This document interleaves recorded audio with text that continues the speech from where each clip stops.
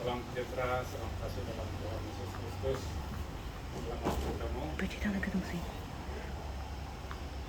semua ahli jawatan pasang dan gereja yang ada,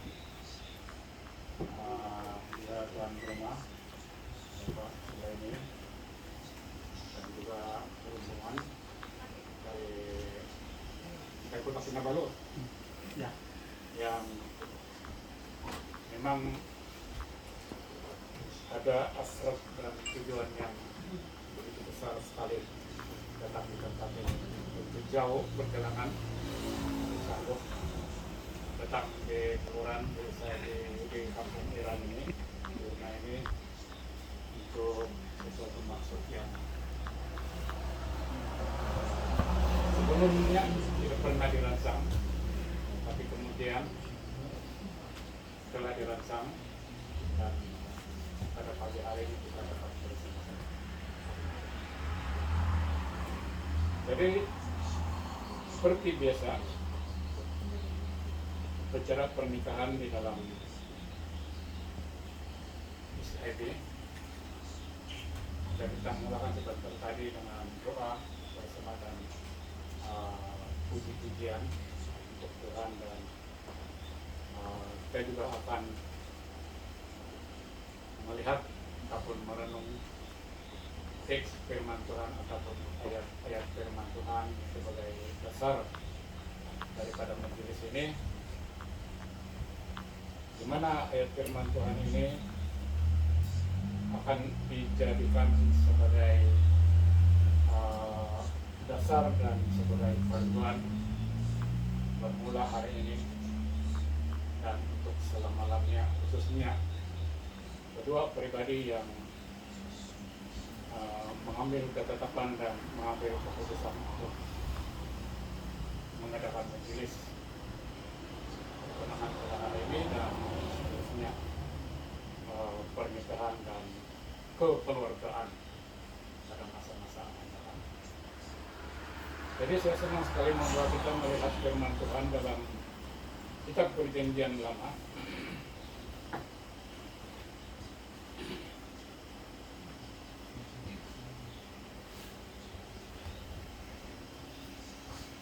Yang terdapat dalam Kejadian pasal yang ke-12, ya, Kejadian bab yang ke-12.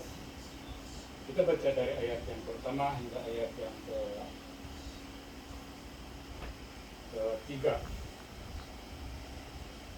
Ya, mari kita lihat firman Tuhan dalam kitab Kejadian bab yang ke-12 ayat yang pertama. Demikian bunyi firman Tuhan ataupun ayat firman Tuhan.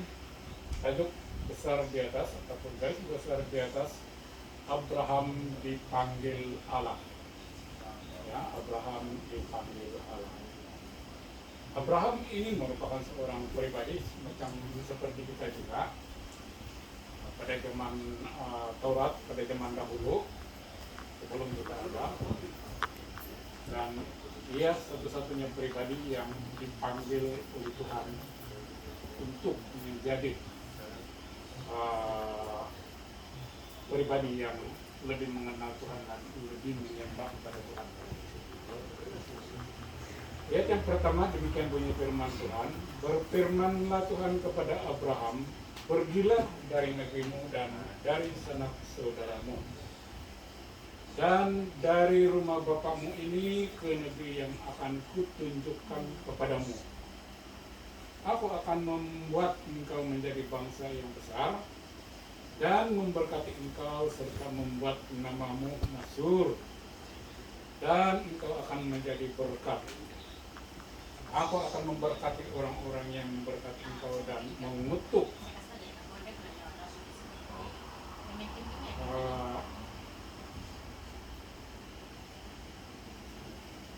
orang-orang yang mengutuk engkau, dan ulikmu semua kaum di muka bumi akan mendapat berkat. Saya baca sekali lagi ya, supaya lebih jelas.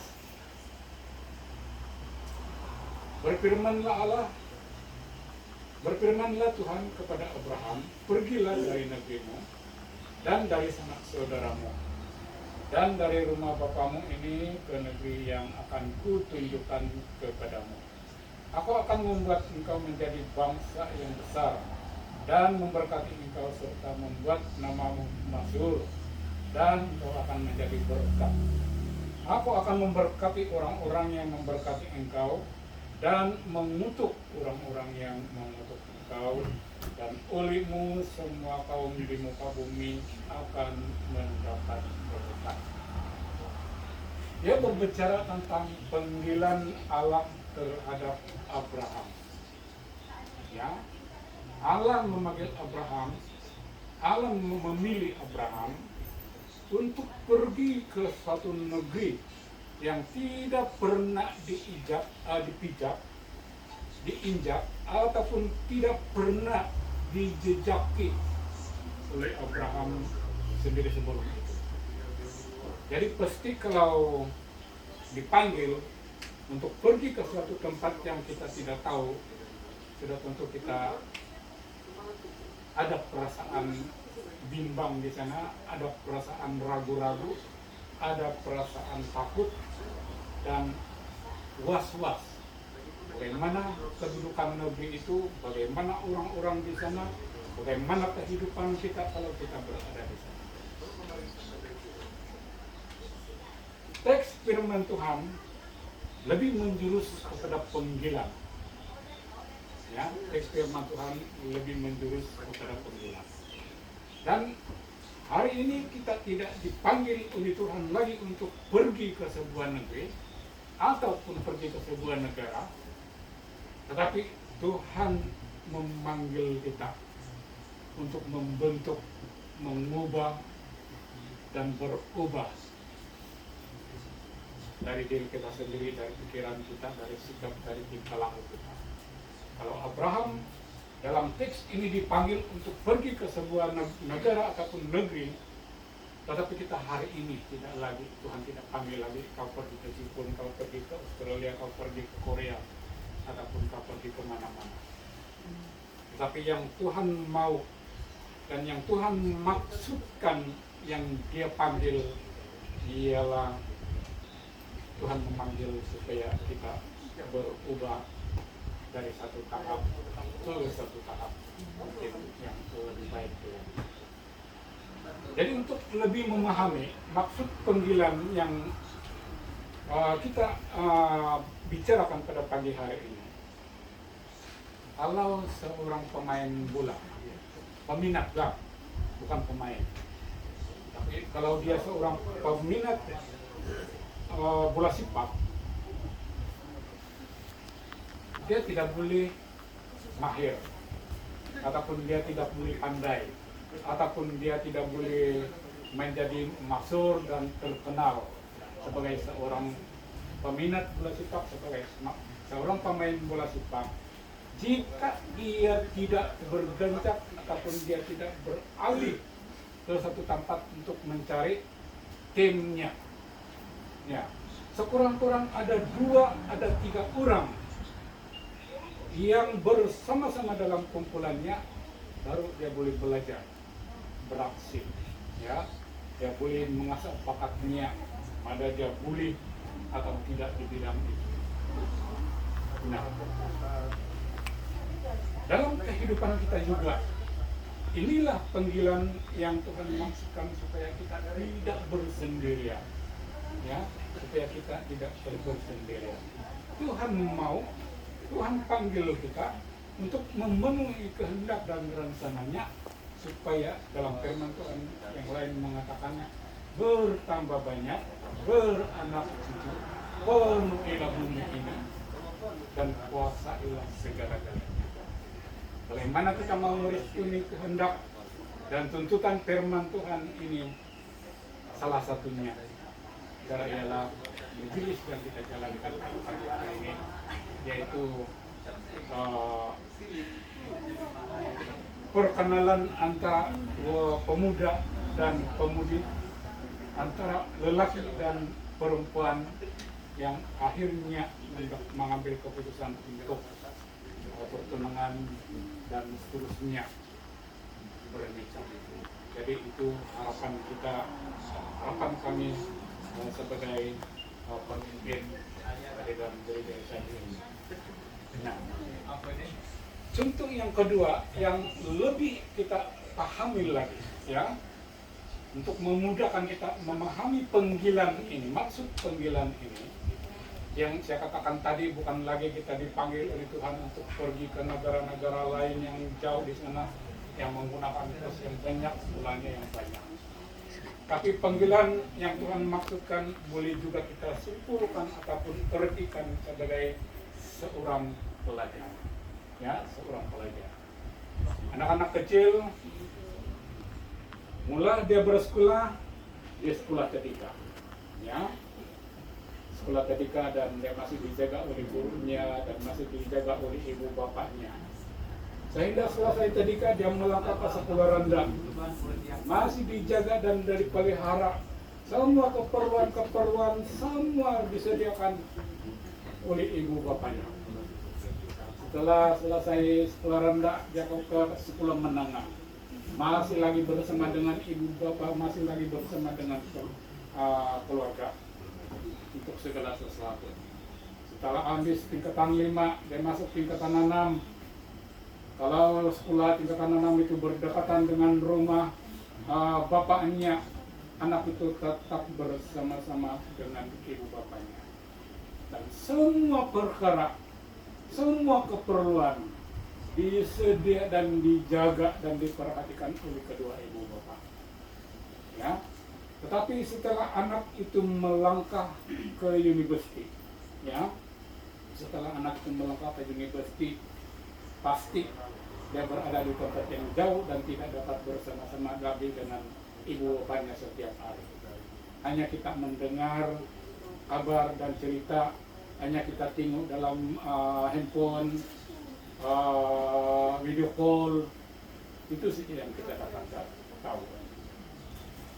Dengan kata lain, anak tadi sesudah melangkah ke sekolah Menara Gading di universiti ataupun kuliah, dia sudah bersendirian di sana, maka ibu bapak tidak mengurus lagi dia, kan? Biasa begitu. Ibu bapak tidak mengurus lagi. Yang ibu bapak tahu memberi belanja, mengirim duit untuk belanja dia, perbelanjaan dia. Tapi soal makan minumnya, anak itu sendiri yang berusaha, kan? Pakaiannya dia sendiri yang cuci. Anak-anak kami yang sekolah di Yo, kami tidak pernah datang di Yo sana, jadi tolong cuci, dia punya pakaian, jadi tolong dia masak, kami tidak pernah pergi sana. Dia berdikari sendiri, berusaha sendiri, menjaga sendiri dirinya. Makan minumnya dia jaga, pakaiannya dia jaga, keselamatannya dia jaga, kawan-kawannya juga dia jaga sendiri. Jadi inilah antara maksud firman Tuhan kepada Abraham ini, pergilah supaya engkau berdikari, ya, supaya engkau berdikari, supaya engkau berusaha, supaya engkau boleh berpikir sendiri mana yang baik dan mana yang tidak baik. Jadi sebagai kesimpulan dalam acara majelis kita pada pagi hari ini, saya sangat yakin, saya sangat percaya antara saudara sebagai ini Lasius dan punya mata ini yang 4 sudah baik, tapi saudara Lasius dan saudari Paslina, saya sangat percaya, ya, siapa yang pasti kalau ibu bapak saudara Lasius ini dia yang cari si Paslina. Paslina. Dan saya tidak percaya juga ibu bapak si Paslina ini yang mencari si polisi ini. Tidak, kan? Tentu kamu sendiri bertemu dalam satu majelis ataupun ada bersama-sama dalam pekerjaan barangkali, ataupun berjumpa di mana-mana tempat sehingga berkenalan dan kamu berpandangan di sana dan ada isi hati saling meluahkan, aku sayang sama kamu, aku suka juga sama kamu, mungkin begitu kan. saya sangat percaya itu yang akan berlaku. Dan tidak didorong oleh siapa-siapa, kan? Tidak didorong oleh siapa-siapa. Melainkan keputusan lelaki itu sendiri dan keputusan wanita itu, perempuan itu sendiri. Sementara kedua belah ibu bapak dan keluarga merestui, merespon, mengiyakan maksud itu, sehingga terlaksana pada pagi hari. Dan itulah maksud panggilan Tuhan. Bukan dipanggil untuk menyusahkan diri, bukan dipanggil untuk melakukan sesuatu yang tidak baik, tetapi meresponi panggilan Tuhan untuk membina satu kehidupan yang baru, atau membina satu keluarga yang baru. Jadi pahamkan maksud firman Tuhan. Jadi sampai di sini firman Tuhan sebagai renungan kita bersama. Dan sebelum kita lanjutkan ke agenda yang seterusnya dari Tuhan Kepala, pimpin dengan suara yang kedengaran, khususnya penerimaan kita tentang firman Tuhan yang kita dengar bersama-sama pada pagi hari. Bapa Surgawi, kami sangat bersyukur di hadapan-Mu karena anak-anak Tuhan yang ada ini dan kami semua diberi kesempatan untuk berdoa di hadapan Tuhan, memuji Tuhan, istimewa sekali mendengar firman Tuhan ya sebagai dasar majelis yang kami jalankan pada pagi hari. Acara seterusnya Tuhan kami serahkan ke dalam tangan-Mu. Kiranya Tuhan memberkati dan mengurapi dan memurniakan hikmat kepada kami untuk mengurus perkara ini dengan baik. Dan kami saja keputusan itu diperoleh pada hari ini, tetapi harus dihormati dan dihargai sampai selama-lamanya. Terima kasih Tuhan, terpujilah nama-Mu. Inilah doa kami bersyukur hanya di dalam nama Tuhan Yesus kami sudah berdoa. Amin. Amin. Kasih Tuhan. Terima kasih kepada Ketua Heri selaku Ketua Majelis Gereja dan juga akan menjadi juru nikah ataupun juru acara pertunangan hari ini. Jadi sebelum itu memang ini kalau tidak kenal maka tak cinta nih. Kan perlunya ada perkenalan di antara kedua-dua pihak. Kami tidak apa, kami tidak kenal tidak apa. Tetapi yang lelaki